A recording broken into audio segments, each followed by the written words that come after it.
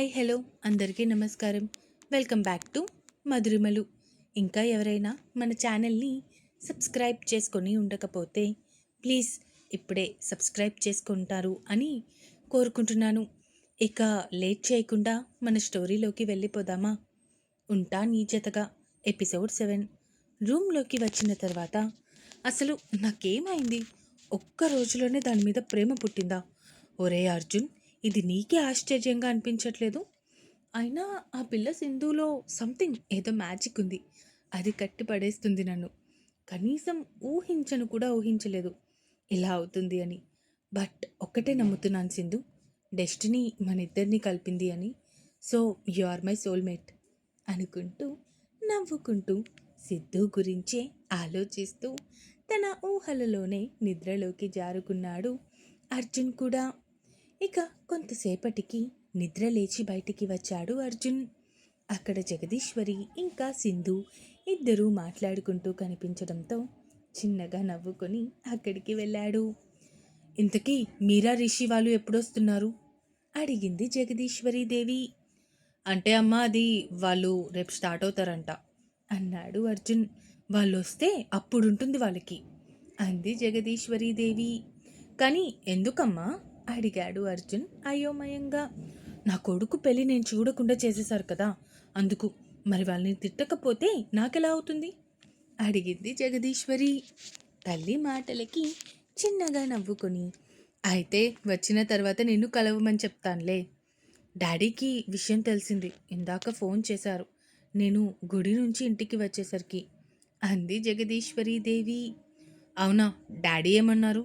కోపం పడ్డారా అడిగాడు అర్జున్.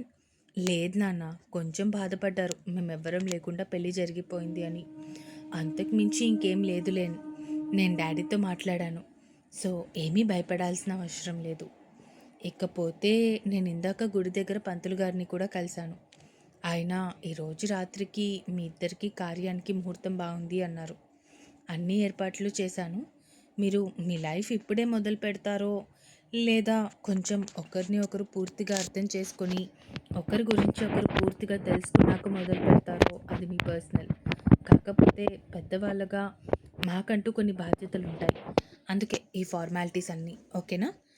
రెడీ అవ్వాలి ఇద్దరు దానికోసం అంటూ కోడలి వైపు చూస్తూ, నువ్వు అస్సలేం భయపడకు సరేనా అంటూ కోడలికి ధైర్యం చెప్పి ఉంది జగదీశ్వరి దేవి. కానీ ఎంత ధైర్యం చెప్పినా ఫస్ట్ నైట్ అనేసరికి గుండె వేగంగా కొట్టుకోవడం మొదలుపెట్టింది. కానీ అసలు అతను నా గురించి ఏమనుకుంటున్నారు? అంటే నాతో కొంచెం ఫ్రెండ్లీగానే మాట్లాడుతున్నారు, కానీ దాని అర్థం ఇది కాదు కదా. అతను నన్ను ఇష్టపడుతున్నారు అని నేను అనుకోలేను కదా అనుకుంటూ ఆలోచిస్తూ ఉంది. ఇప్పటికే లంచ్ టైం దాటిపోతుంది, ఇంకా తినకపోతే కష్టం అంటూ ఇద్దరినీ తీసుకుని డైనింగ్ టేబుల్ దగ్గరికి వెళ్ళింది జగదీశ్వరి దేవి. ముగ్గురు కూర్చున్నాక పని వాళ్ళు వచ్చి వాళ్ళకి వడ్డించడంతో ముగ్గురు మాట్లాడుకుంటూ తమ భోజనాన్ని కంప్లీట్ చేశారు.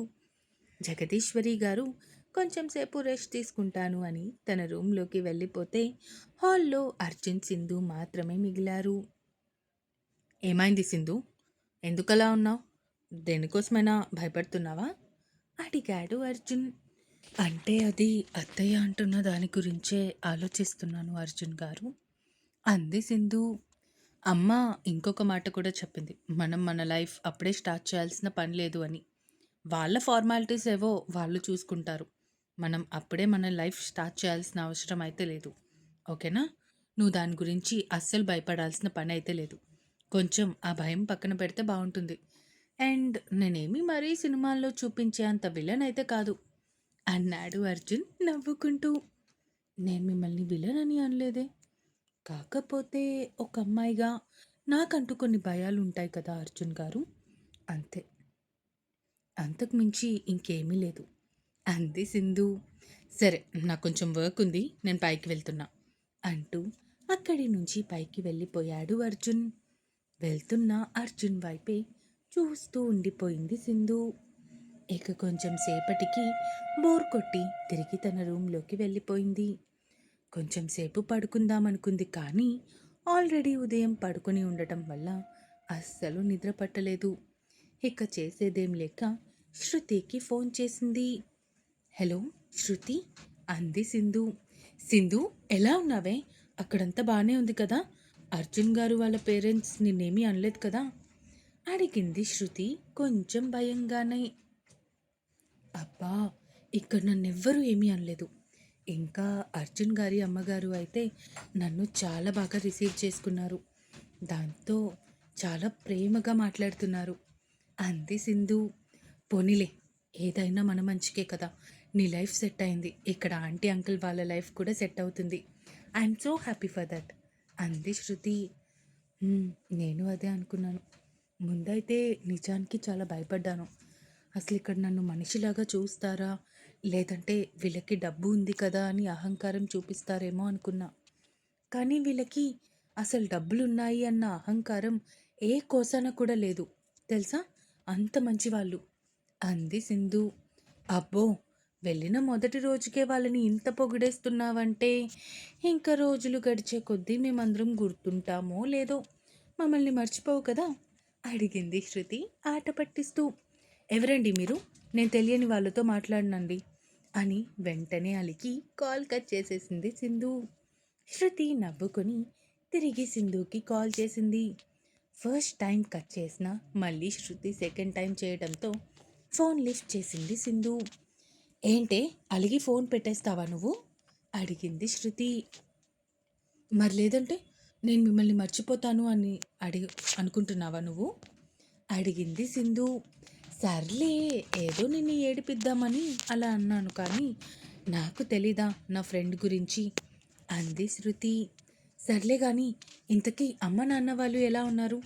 అక్కడంతా ఓకే కదా, అడిగింది సింధు. అంతా ఓకే. ఆంటీ ఇందాకే ఫోన్ చేసి చెప్పారు. అర్జున్ గారి పిఆర్ టీం వాళ్ళు ఉన్నారు కదా, వాళ్ళు ఒక పెద్ద అపార్ట్మెంట్స్లో డబుల్ బెడ్రూమ్ ఫ్లాట్ తీసి ఇచ్చారు అని. ఈ రోజే రిజిస్ట్రేషన్ అవుతున్నాయంట. అలాగే కార్ కూడా కొన్నారంట. అండ్ మీ చెల్లిని తమ్ముడిని గవర్నమెంట్ స్కూల్ మాన్పించేసి ఒక పెద్ద స్కూల్లో వేసి వాళ్ళ 10th క్లాస్ వరకు మొత్తం కట్టాల్సిన ఫీజు మొత్తం ఇప్పుడే కట్టేశారంట, అంది శృతి. నిజంగానా, అడిగింది సింధు కంటి నిండా నీళ్లతో. అబ్బా, నువ్వు మళ్ళీ ఆ కొలాయి తిప్పకు. ఇక్కడంతా బాగుంది, నువ్వు కూడా అక్కడ చాలా హ్యాపీగా ఉన్నావు కదా. ఆ విషయం తెలిస్తే ఆంటీ అంకుల్ ఇక్కడ ఇంకా హ్యాపీగా ఫీల్ అవుతారు, అర్థమవుతుందా? కాబట్టి నువ్వు అసలు దేని గురించి ఆలోచించకు, హ్యాపీగా అక్కడ కొత్త లైఫ్ స్టార్ట్ చేయి, అంది శృతి. సరే శృతి, అప్పుడప్పుడు అమ్మ వాళ్ళ దగ్గరికి వెళ్ళి వాళ్ళని కలిసి వాళ్ళతో మాట్లాడుతూ ఉండు. అమ్మ వాళ్ళకి కూడా కొంచెం ధైర్యంగా ఉంటుంది, అంది సింధు. ఈ విషయం నువ్వు మళ్ళీ నాకు సెపరేట్గా చెప్పాల్సిందేమీ లేదు. నేను వీక్లీ వన్స్ అయినా వెళ్ళి ఆంటీని కలుస్తాను. నువ్వు అస్సలు కంగారు పడకు ఆ విషయంలో, అంటూ ఫ్రెండ్కి చెప్పేసి కొంచెం సేపు తనతో మాట్లాడుతూ ఉంది శృతి. ఇక బయట నుంచి జగదీశ్వరి దేవి డోర్ తడుతూ ఉండటంతో అత్తయ్య పిలుస్తున్నారు, నేను మళ్ళీ కాల్ చేస్తా, అంటూ కాల్ కట్ చేసేసి డోర్ ఓపెన్ చేసింది సింధు. పడుకున్నావా తల్లి, అడిగింది జగదీశ్వరీదేవి కోడలి వైపు చూస్తూ. లేదత్తయ్య, నా ఫ్రెండ్ ఫోన్ చేసింది, తనతో మాట్లాడుతూ ఉన్నాను, అంది సింధు. సింధు చేతిలో ఒక చీర పెడుతూ, నీకు చీర కట్టుకోవడం వచ్చు కదా తల్లి, అడిగింది జగదీశ్వరీదేవి. వచ్చు అత్తయ్య, అంది సింధు. సరే బంగారం, నువ్వు ఫాస్ట్గా చీర కట్టుకొని ఉండు, నేను ఈలోపు వస్తాను, అంటూ అక్కడి నుంచి వెళ్ళిపోయింది జగదీశ్వరీదేవి. అత్తగారిచ్చిన చీర తీసుకొని లోపలికి వచ్చి చీర మంచం మీద పెట్టేసి స్నానం చేసి బయటికి వచ్చి అప్పుడు చీర కట్టుకుంది. ఈ గ్యాప్లో జగదీశ్వరీదేవి కొడుకు దగ్గరికి వెళ్ళింది. నాన్న అర్జున్, ఇదిగో నువ్వు కూడా రెడీ అయిపో, త్వరగా టైం అవుతుంది, అంటూ కొడుకు చేతిలో పట్టు పంచ పెట్టింది జగదీశ్వరీదేవి. అమ్మా, ఇప్పుడు అది అంత అవసరం అంటావా, అడిగాడు. మాకు కూడా కొంచెం టైం కావాలి కదా. నేను ఆల్రెడీ నీకు చెప్పాను, మీరు ఇప్పుడే మీ లైఫ్ స్టార్ట్ చేయాల్సిన పని లేదు అని. ఇది ఫార్మాలిటీ అంతే. కొన్ని కొన్ని సాంప్రదాయాలు అంటూ ఉంటాయి కదా, అవి మనం ఖచ్చితంగా పాటించి తీరాలి. ఇంకా నువ్వేం మాట్లాడుకో దీని గురించి, అంటూ కొడుకుతో చెప్పి అక్కడి నుంచి బయటికి వచ్చేసింది జగదీశ్వరీదేవి. ఇక తల్లి మాట కాదని లేక స్నానానికి వెళ్ళాడు అర్జున్ కూడా. సింధు చీర కట్టుకొని మంచం మీద కూర్చుంది. కొంతసేపటికి అక్కడికి వచ్చిన జగదీశ్వరి దేవి కోడల్ని అందంగా రెడీ చేసి చెవి వెనక దిష్టి చుక్క పెట్టింది. పుత్తడి బొమ్మలా ఉన్నావు అంది జగదీశ్వరి నవ్వుతూ. తనకి తెలియకుండానే తన ఫేస్లో చిన్న చిరుసిగ్గు కమ్ముకుంది. ఇంకా ఉంది. ఈ ఎపిసోడ్ ఎలా అనిపించిందో కామెంట్స్ రూపంలో తెలియజేస్తారు అని కోరుకుంటున్నాను. అలాగే సబ్స్క్రైబ్ చేసుకోవడం మాత్రం మర్చిపోకండి. ఇక ఉంటాను. Bye bye.